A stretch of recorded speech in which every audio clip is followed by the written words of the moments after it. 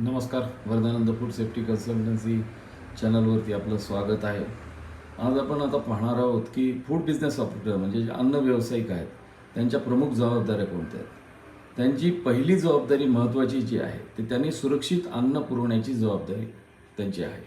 त्यांनी सुरक्षित अन्न हे ग्राहकाला सुरक्षित आणि दर्जेदार आणि कायद्यानुसार अन्न पदार्थ उपलब्ध करून दिले पाहिजे.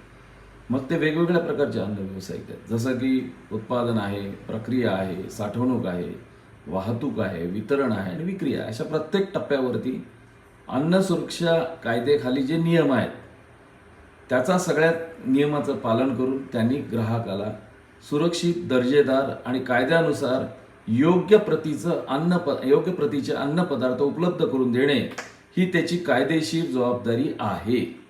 त्यांनी कुठल्याही प्रकारे असुरक्षित म्हणजे अनसेफ, मिसब्रँडेड किंवा सबस्टँडर्ड अशा प्रकारचे कुठलेही अन्नपदार्थ विकले नाही पाहिजे. जर त्यांनी ते त्याप्रमाणे विकले तर त्या ठिकाणी त्याचे जे नमुने वगैरे घेतले आणि नमुन्यामध्ये तो नमुना अनसेफ किंवा मिसब्रँडेड किंवा सबस्टँडर्ड आता कायद्यानुसार FSO समोरची फूड सेफ्टी ऑफिसर समोरची कारवाई करतो.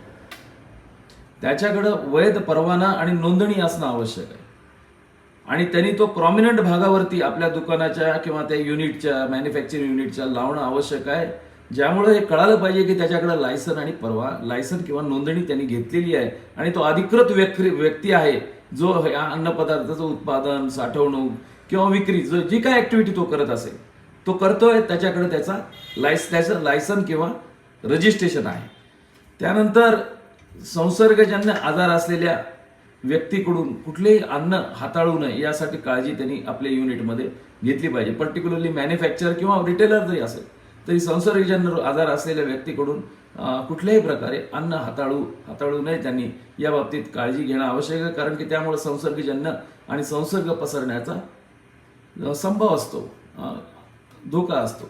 आणि त्यांनी व्यवसायाच्या ठिकाणी योग्य नोंदी घेणं आवश्यक आहे. लायसन आणि रजिस्ट्रेशन होल्डरकडूनच अन्नपदार्थ खरेदी करणं आवश्यक आहे. पुरवठादार असेल तर त्यांनी ज्या स्थितीमध्ये अन्नपदार्थ आणलाय त्या स्थितीमध्ये समोरच्या विक्रेत्याला तो विकला पाहिजे.